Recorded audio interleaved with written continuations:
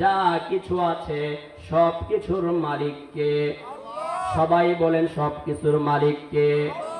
কেউ যেটা দেখে না সেটা দেখেন কে?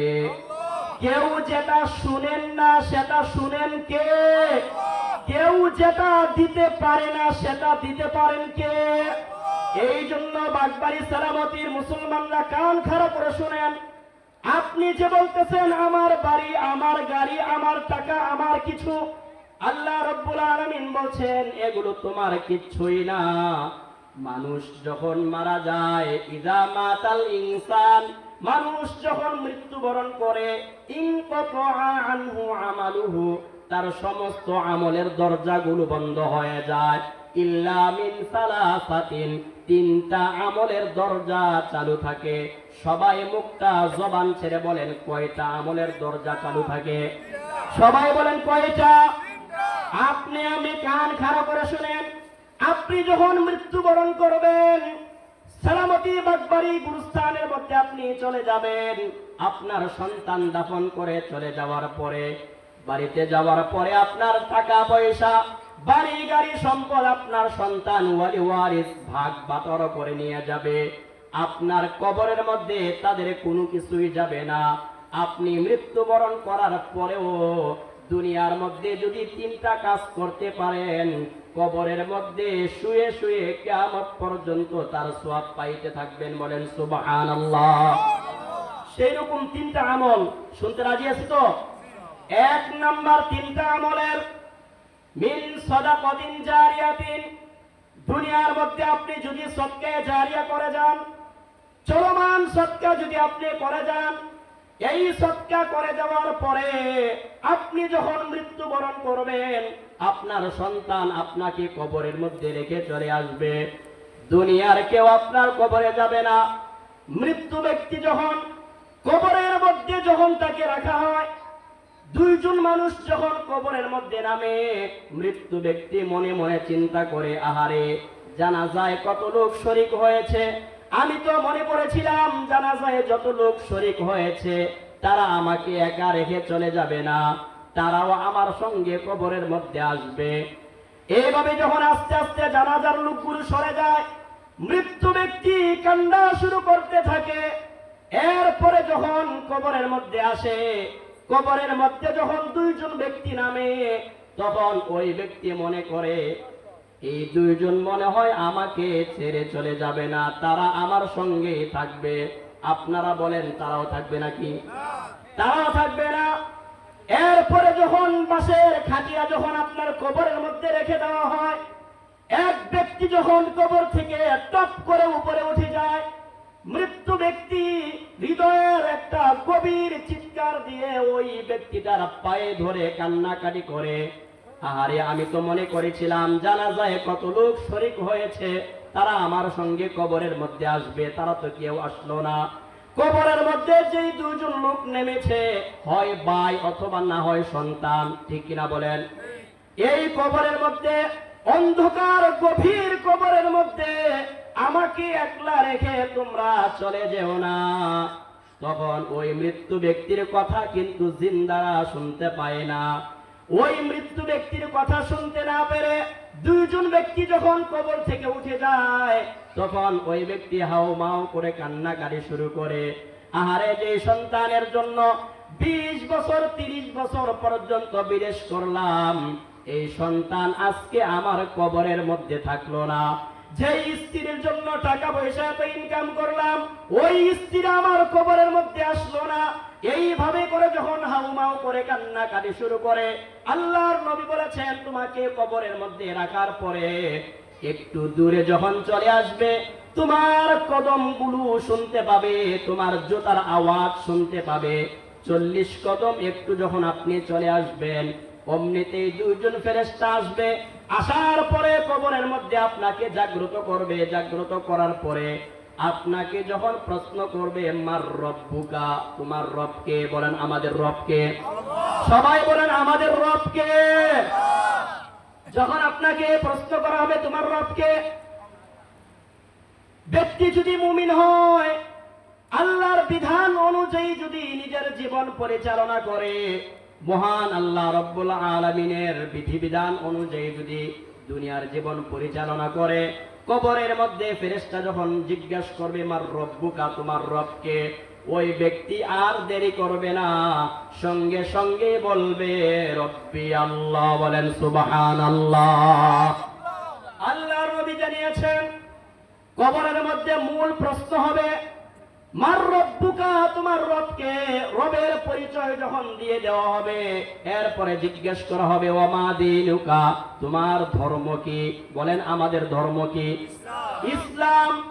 এরপরে বলা হবে মা তাকুলু ফি হাক্কি হাযার রাজুল, আল্লাহর নবীকে সামনে উপস্থিত করে বলা হবে এই ব্যক্তি সম্পর্কে তুমি চিনো কিনা। ওই ব্যক্তি যদি মুমিন হয়, সঙ্গে সঙ্গে বলবে হাযা নাবিয়ুনা মুহাম্মাদুর রাসূলুল্লাহ সাল্লাল্লাহু আলাইহি ওয়াসাল্লাম। এই তিনটা প্রশ্ন করার পরে অপশনাল একটা প্রশ্ন করা হবে। এই যে তিনটা প্রশ্নের উত্তর তুমি দিতে পারলা, এই প্রশ্নের জবাব তুমি কোথায় পেয়েছো? ওই ব্যক্তি বলবে দুনিয়ার মধ্যে কোরআনে কারিমের মধ্যে আমি পড়েছিলাম আলহামদুলিল্লাহি রাব্বিল আলামিন। সকলেই পড়েন আলহামদুলিল্লাহি রাব্বিল আলামিন। দৈনিক 5 ওয়াক্ত নামাজের মধ্যে কম পক্ষে হলেও প্রত্যেক নামাজের প্রত্যেক রাকাতের মধ্যেই তো করতে হয় আলহামদুলিল্লাহি রাব্বিল আলামিন। এই জন্য মুমিন ব্যক্তিকে যখন প্রশ্ন করা হবে তোমার রবকে, তখন ওই ব্যক্তি সঙ্গে সঙ্গে বলবে আমার রব আল্লাহ। বলেন সুবহানাল্লাহ।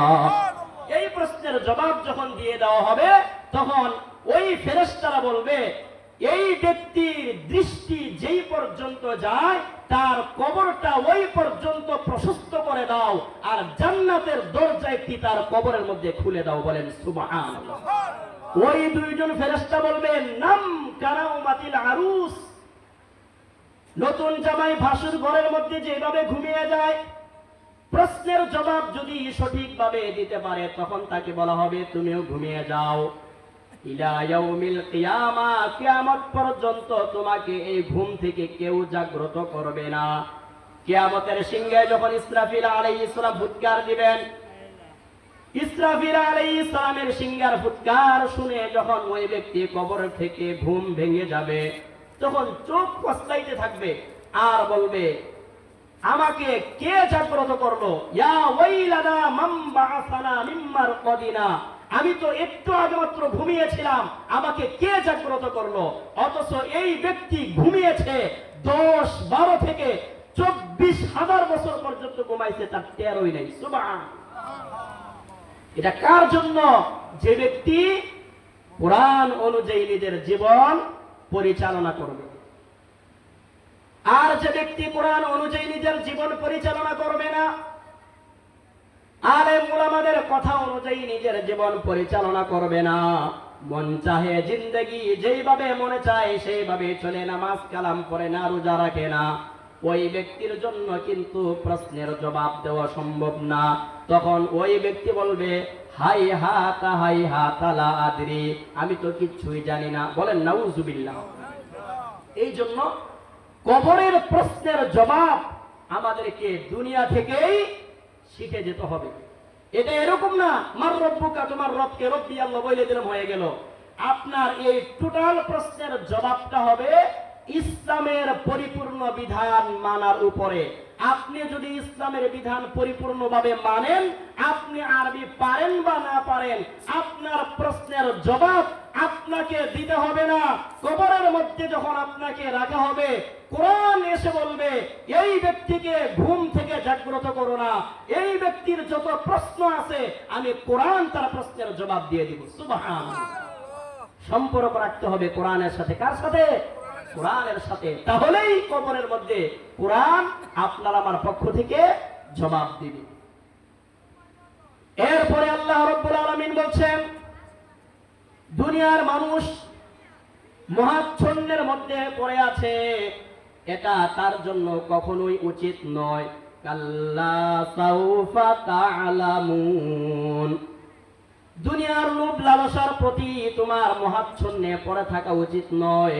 এটা কখনোই তোমার জন্য শোভনীয় হতে পারে না। অচিরেই তুমি এই বিষয়টা জানতে পারবে। আল্লাহর নবী জানিয়েছেন মানুষ যখন বৃদ্ধ হয়ে যায়, মানুষের বয়স যখন বেড়ে যায়, তখন তার দুইটা জিনিস যৌবন লাভ করে। কয়টা জিনিস? সবাই বলেন কয়টা জিনিস? এক নাম্বার আল হিরসু আলাল মাল। মানুষ যত বৃদ্ধ হয়, মানুষ যখন বুড়া হয়ে যায়, তখন তার এক নাম্বার লোভ লালসা বেড়ে যায়, সম্পদের লোভ বেড়ে যায়। ঠিক কিনা বলেন? খালি আফসুস করে, খালি আফসুস করে, অমুকের ছেলে বিদেশের মধ্যে গিয়া কত কিছু করলো, আমার ছেলে কিছুই করতে পারলো না। এরকম মুরব্বী আফসুস করে না? করে। আল্লাহর নবী বলেছেন বয়স বেড়ে যায় কিন্তু সম্পদের লোভ তার আরো বেশি বাড়ে, সম্পদের লোভ তার আরো বেড়ে যায়। এরপরে আল্লাহর নবী জানিয়ে দিয়েছেন আল হিরসু আলাল উমরি। মানুষ মরতে চায় না। মানুষ কি মরতে চায়? কথা বলেন, মরতে চায়? কেউ মরতে চায় না। এই জন্য আল্লাহর নবী বলেছেন মানুষ বৃদ্ধ হয় কিন্তু কেউ মরতে চায় না। সবাই বলে আহারে 30 বছর বয়স যখন আমার ছিল, 2 মুন্না বস্তা আমি নিজে মাথায় উঠে ফেলতাম। এবার বাড়ি থেকে নিয়ে বেসগাঁও, সালামতি, শ্রীনগর দিনে 4-5 বার আসা যাওয়া করছি, কিছু মনেই হয় না। অথচ এখন দিনে একবার শ্রীনগর যাইতে গেলে ওই এখানে দাঁড়ায় থাকতো গাড়ির লেগে। ঠিক না? মানুষ এটা মনে করে আমার যখন যৌবন কাল ছিল, আমার গায়ে যখন শক্তি ছিল, তখন আমি কি করেছিলাম, এগুলো তখন সে মনে করতে থাকে। আল্লাহর নবী সাল্লাল্লাহু আলাইহি ওয়াসাল্লাম জানিয়েছেন মানুষের বয়স বাড়ে কিন্তু তার ভিতরে একটা জিনিস বৃদ্ধি পায়, সেটা হচ্ছে সম্পদের লোভ, আর একটা হচ্ছে মানুষের জীবন। মানুষ আরো বাঁচতে চায়, আরো বাঁচতে চায়। মানুষ যখন এই লোভ লালসা করে, মানুষ যখন লোভ লালসা করে, তখন সে হিংসা করতে শুরু করে। আপন ভাইয়ের সাথে হিংসা করে। ঠিক কিনা বলেন? আপন ভাইয়ের সাথে হিংসা করে। কিসের কারণে? ওই সম্পদের কারণে। সম্পদ যদি এক ভাইয়ের বেড়ে যায়, ওই অপর ভাইয়েরা তার সাথে হিংসা করতে শুরু করে। আল্লাহর নবী জানিয়েছেন এটা তোমার জন্য ধ্বংস। সম্পদের লোভ লালসা যতক্ষণ পর্যন্ত তোমাদের থেকে দূর না হবে, ততক্ষণ পর্যন্ত তোমরা ইবাদত করে শান্তি পাইবা না। ইবাদতের মধ্যে শান্তি আসবে তখন যখন আমাদের থেকে সম্পদের লোভ লালসা দূর হয়ে যাবে। এখন বলবেন হুজুর টাকা পয়সা দরকার আছে না? আছে, কিন্তু এগুলোকে লোভ করা যাবে না। আপনার তাকদীরে যে টাকা আছে ওইটা আপনি ইনকাম করবেন, ওই টাকা আপনি উপার্জন করবেন, কিন্তু আরেকজনের সাথে আপনি হিংসা করা যাবে না। আপনি দৈনিক কাজ করতে থাকেন, আপনি কাজ করে লক্ষ কোটি কোটি টাকার মালিক হয়ে যান, কোনো অসুবিধা নাই, কিন্তু টাকা কামাইতে গিয়ে নামাজ কাজা করা যাবে নাকি? নামাজ বাদ দেওয়া যাবে না। টাকা উপার্জন করতে গিয়ে আরেকজনের মাথায় বাড়ি দেওয়া যাবে না। টাকা কামাই করতে গিয়ে আরেকজনের আইন ঠেলাঠেলি করা যাবে নাকি? করা যাবে না। এই জন্য আল্লাহর নবী জানিয়েছেন মানুষের সম্পদের লোভ লালসা, মানুষের বেঁচে থাকার লোভ লালসা, এগুলো হচ্ছে পরকাল থেকে তাকে উদাসীন বানিয়ে ফেলে।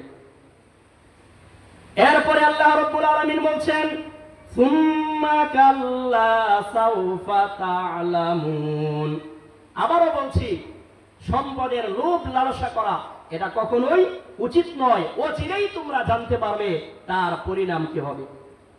আল্লাহ তাআলা বলছেন কাল্লা লাউ তা'লামুনা ইলমাল ইয়াকিন।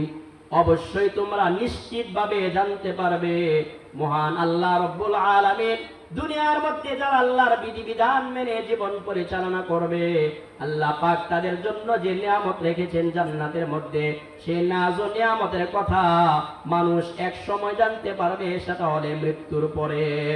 দুনিয়ার মানুষ যখন মৃত্যুবরণ করবে, মৃত্যুর পরে মানুষ আফসোস করে বলবে, মানুষ যদি জান্নাতের মধ্যেও যায়, জান্নাতের মধ্যে কোনো দুঃখ থাকবে না, আফসোস থাকবে না, কিন্তু একটা আফসোস থাকবে। জান্নাতের মধ্যে কি থাকবে? একটা আফসোস থাকবে। একটা আফসোস মানে হলো জান্নাতের মধ্যে যাওয়ার পরে যখন আপনি দেখবেন আপনার থেকে আরেকজনের জান্নাতে স্তর বড় হয়ে গেল, আপনার থেকে আরেকজন জান্নাতের মালিক বেশি হয়ে গেল, তখন আপনার শুধু মনে হবে, আফসোস হবে, আরে বাগবাড়ি দোকানের মধ্যে বসে, চায়ের দোকানের মধ্যে বসে যেই সময়টা গীবত করেছিলাম, যেই সময়টা আড্ডা দিয়ে কাটিয়েছিলাম, ওই সময়টা যদি অবহেলা করে নষ্ট না করে হাতের মধ্যে তসবিহ টিপতাম, সুবহানাল্লাহ, আলহামদুলিল্লাহ, লা ইলাহা ইল্লাল্লাহ, সুবহানাল্লাহ, আলহামদুলিল্লাহ, লা ইলাহা ইল্লাল্লাহ।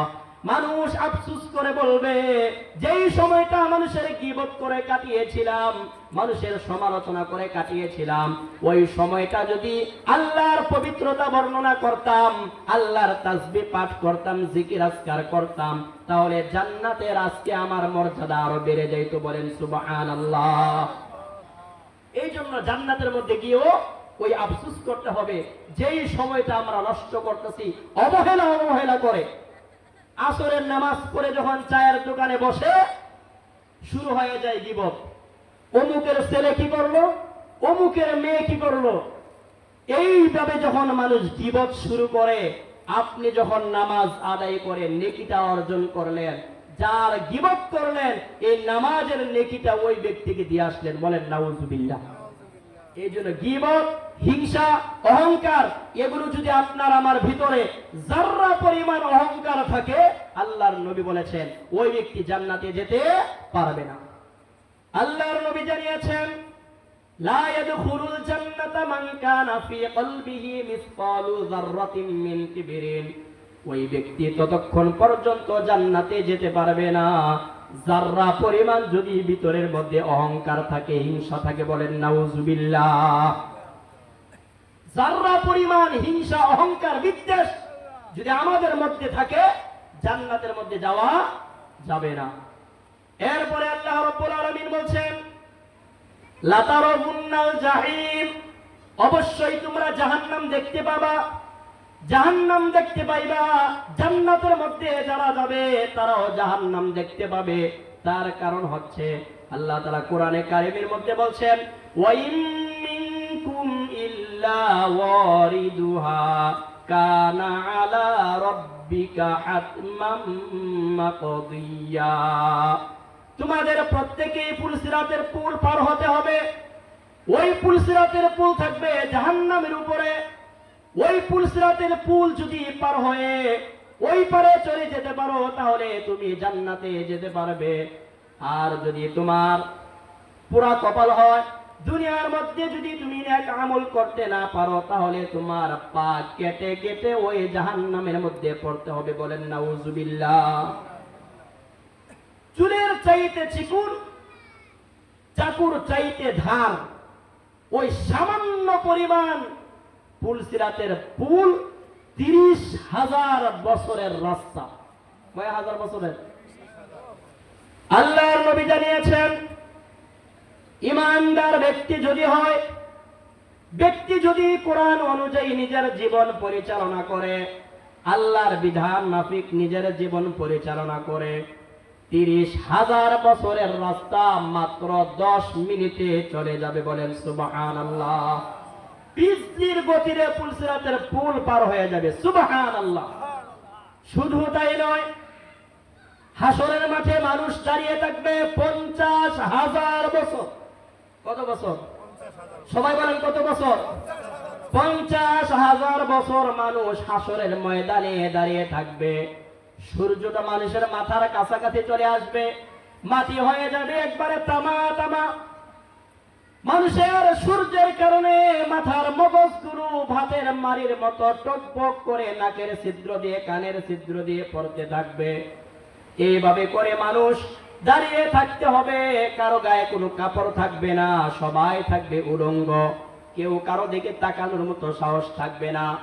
সবাই শুধু বলবে নাফসি নাফসি, আল্লাহ আমাকে বাঁচাও, আমাকে বাঁচাও। দাঁড়ায় থাকবে কত বছর? সবাই বলেন কত বছর? 50,000 বছর পর্যন্ত দাঁড়িয়ে থাকবে মানুষ। শেষ পর্যন্ত চিন্তা করবে, আমাদের কপালে যদি জাহান্নাম থাকে, আল্লাহ বিচার করে তাও দিয়া দাও। মানে জাহান্নামও যদি থাকে, হাসরের ময়দানের সূর্যের তাপ আর সহ্য হচ্ছে না, আমাদেরকে জাহান্নামে দিয়ে দাও। আল্লাহ রাব্বুল আলামিন বিচার শুরু করার জন্য সমস্ত হাসরবাসী আদম আলাইহিস সালামের কাছে চলে যাবেন, গিয়ে বলবেন আনতা আবুনা, আপনি আমাদের আদি পিতা। আল্লাহ রাব্বুল আলামিন আপনাকে নিজ হাত দিয়ে বানিয়েছেন। ওয়াসজাদাকা লিল মালাইকাতি, ফেরেশতারা আপনাকে সিজদা করেছে। আল্লাহ পাক আপনাকে এত সম্মান দিয়েছে। দুনিয়ার মধ্যে আল্লাহ রাব্বুল আলামিন আপনাকে প্রথম নবী বানিয়েছেন, আদম সফিউল্লাহ। হাসরের ময়দানে সূর্যের তাপ আমাদের সহ্য হচ্ছে না, আপনি আল্লাহর কাছে একটু সুপারিশ করেন, আল্লাহ যেন বিচারের কাজটা শুরু করে দেন। আদম আলাইহিস সালাতু ওয়াস সালাম বলবেন, ও হাসরবাসী, আজকে আল্লাহ রাব্বুল আলামিনের কাছে বিচার শুরু করার জন্য আমি সুপারিশ করতে পারবো না, কারণ আমি জানি না হাসরের ময়দানে আল্লাহ পাক রব্বুল আলামিন আমার সঙ্গে কি আচরণ করেন। আদম আলাইহিস সালাতু ওয়াস সালাম বলবেন, আল্লাহর কাছে আজকে সুপারিশ করার মতো ক্ষমতা আমার নাই, তোমরা চলে যাও নূহ নবীর কাছে। কার কাছে? নূহ নবীর কাছে চলে যাও। সমস্ত হাসরবাসী নূহ নবীর কাছে চলে যাবে। নূহ আলাইহিস সালাতু ওয়াস সালামকে গিয়ে বলবেন, দুনিয়ার মধ্যে আল্লাহ রাব্বুল আলামিন আপনার উম্মতের উপর একটা প্লাবন দিয়েছিল, সব কিছু ধ্বংস করে দিয়েছিল। এরপরে আপনি হলেন দ্বিতীয় আদম, আদমের সানি বলা হয় নূহকে। নূহ আলাইহিস সালাতু ওয়াস সালামকে বলবেন, আল্লাহর কাছে আপনি একটু সুপারিশ করেন, আল্লাহ যেন আমাদের বিচারের কাজটা শুরু করেন। নূহ নবী বলবেন, আল্লাহ পাক আমাকে 4টা সন্তান দিয়েছিলেন, এক সন্তান কেনান আমার কথা মানে নাই, আমার হুকুম মানে নাই, আমার উপর ঈমান আনে নাই। আল্লাহ পাক যদি আমাকে জিজ্ঞাসা করেন, দুনিয়ার মধ্যে তোমাকে পাঠিয়েছিলাম, নিজের সন্তানকে তো তুমি মুমিন বানাইতে পারলা না, আমি আল্লাহর কাছে কি জবাব দেব? নূহ নবী বলবেন, আজকে হাসরের ময়দানে আল্লাহর কাছে সুপারিশ করার মতো আমার ক্ষমতা নাই, তোমরা চলে যাও ইব্রাহিম নবীর কাছে। কার কাছে? ইব্রাহিম নবীর কাছে চলে যাও। ইব্রাহিম নবী একটা কিনারায় বসে একা একই কান্নাকারি করতেছেন। হাসরবাসী গিয়ে যখন বলবেন, আপনি আমাদের জাতির পিতা ইব্রাহিম, মিল্লাতা আবিকুম ইব্রাহিম হুয়া সাম্মাকুমুল মুসলিমিন, আল্লাহ রাব্বুল আলামিন আপনাকে দুনিয়ার মধ্যে এত ক্ষমতা দিয়েছিলেন, এত সম্মান দিয়েছিলেন, আমরা যে মুসলিম, এই মুসলমান নাম রেখেছেন হযরত ইব্রাহিম আলাইহিস সালাতু ওয়াস সালাম। ইব্রাহিম নবী বলবেন, আল্লাহর কাছে আজকে বিচার ব্যবস্থা শুরু করার জন্য আমি সুপারিশ করতে পারবো না, কারণ দুনিয়ার মধ্যে আমি 3টা মিথ্যা কথা বলেছিলাম। কয়টা? সবাই বলেন কয়টা? 1 নাম্বার বলেছিলাম, আমার এলাকার লোকেরা যখন মূর্তি পূজা করার জন্য যখন উৎসব পালন করতে যাইতেছিল, তখন আমাকে বলেছিল, আলা তাখরুজু মাআনা, চলো মূর্তি পূজা করে আসি। তখন ইব্রাহিম আলাইহিস সালাম বলেছিলেন, ফাকালা ইন্নী সাকিম, আমি অসুস্থ, আমি যাইতে পারবো না। আসলে অসুস্থ ছিলেন না, ওই যে মানসিক অসুস্থ, কি পূজা করে, মূর্তি পূজা করে, এগুলো তার কাছে ভালো লাগতেছে না। এই জন্য ইব্রাহিম নবী বলেছিলেন, আমি অসুস্থ। কি বলছিলেন? আমি অসুস্থ। আসলে কি ছিলেন না? অসুস্থ ছিলেন না। ইব্রাহিম নবী মনে করবেন, আল্লাহ যদি আমাকে আজকে জিজ্ঞাসা করেন, তুমি তো অসুস্থ ছিলে না, তারপরেও কেন তুমি অসুস্থ বললা, আমি আল্লাহর কাছে কি জবাব দেব?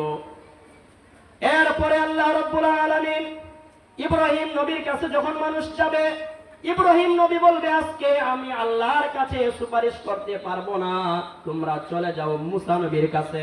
কার কাছে? মুসা নবীর কাছে যখন যাবেন, আচ্ছা মুসা নবী কি নরম নাকি গরম? বলেন নরম না গরম? এতই গরম ছিলেন, আজরাইল যখন মুসা নবীর রূহ নেওয়ার জন্য আসছিল, আজরাইলকে থাপড়া দিয়া চোখ পাল্লাই ফেলছে, চোখ উপড়ে ফেলছে এক থাপ্পড় দিয়া।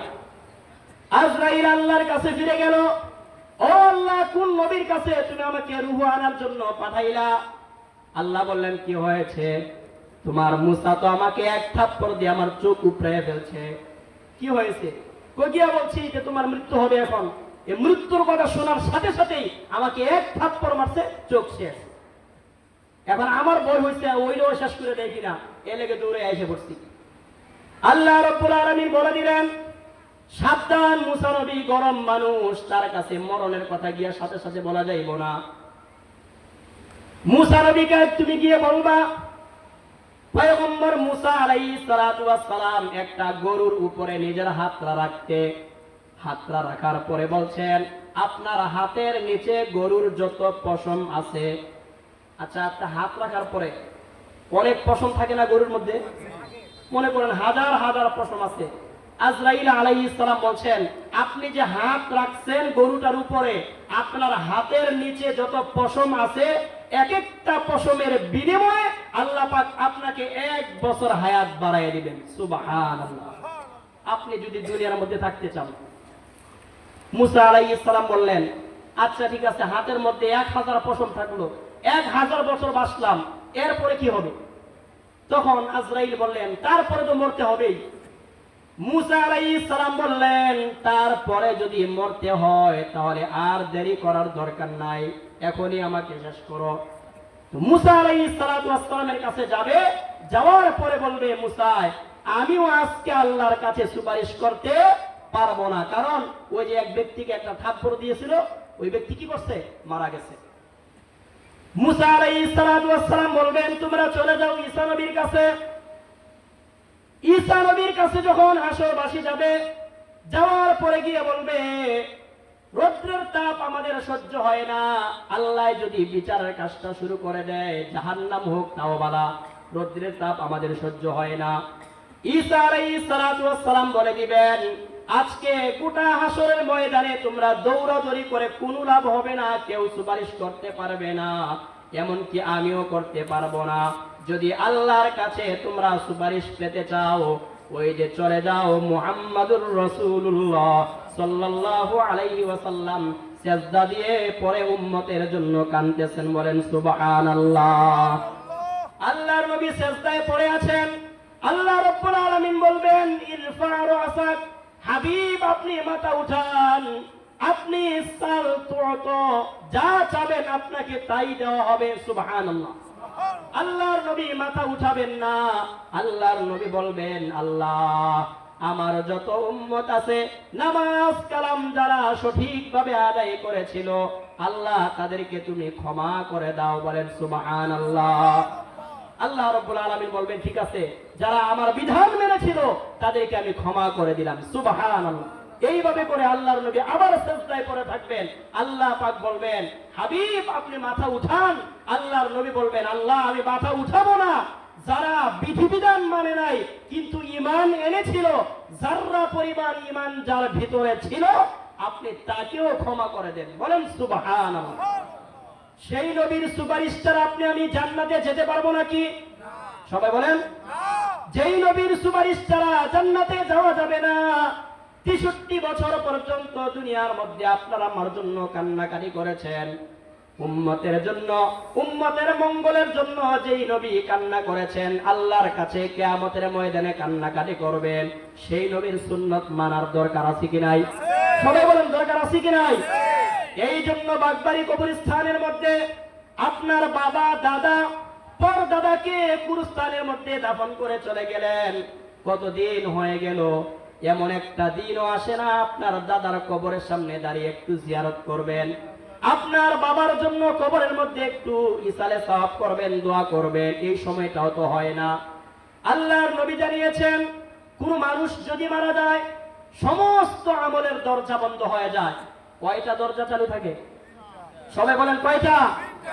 1 নাম্বার সদকায়ে জারিয়ার কথা বলেছিলাম।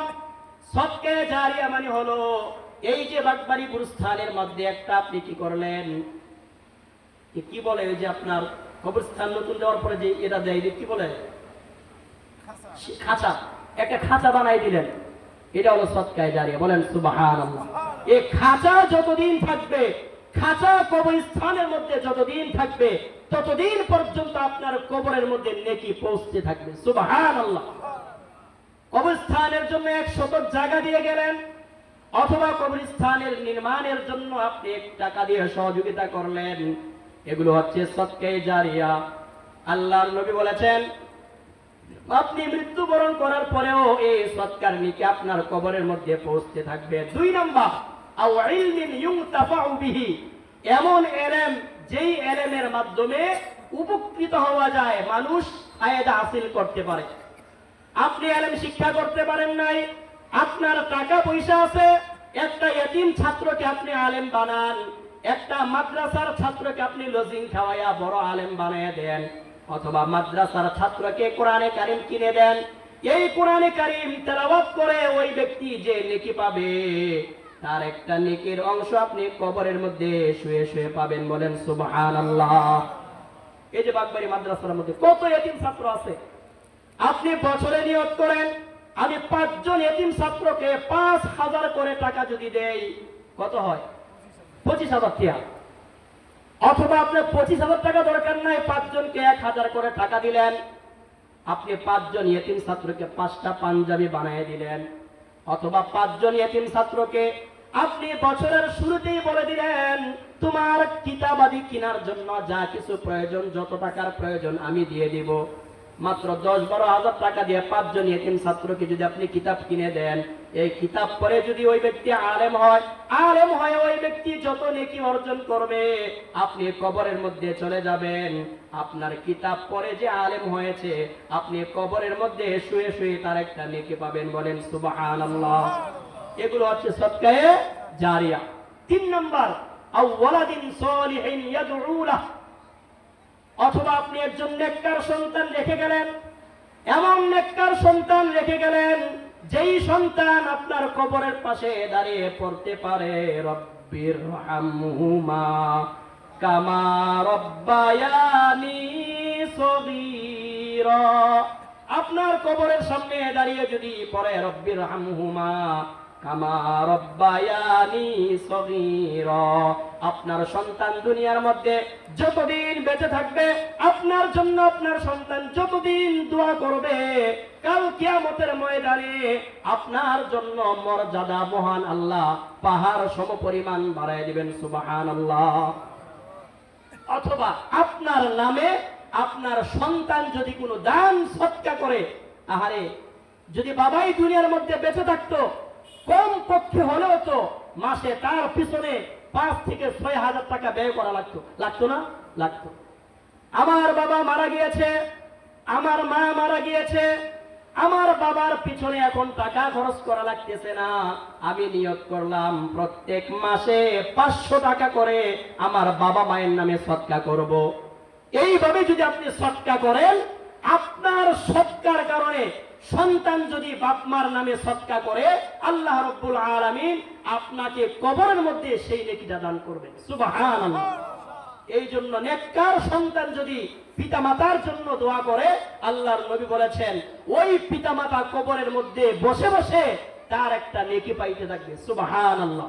এই জন্য আল্লাহর নবী সাল্লাল্লাহু আলাইহি ওয়াসাল্লাম বলেছেন নিজে আলেম হও, আলেম হইতে না পারলে আলেমদেরকে মহব্বত করো, যদি আলেমদেরকে মহব্বত করতে না পারো অন্তত তুমি মনে রাখবা তোমার কপাল পোড়া।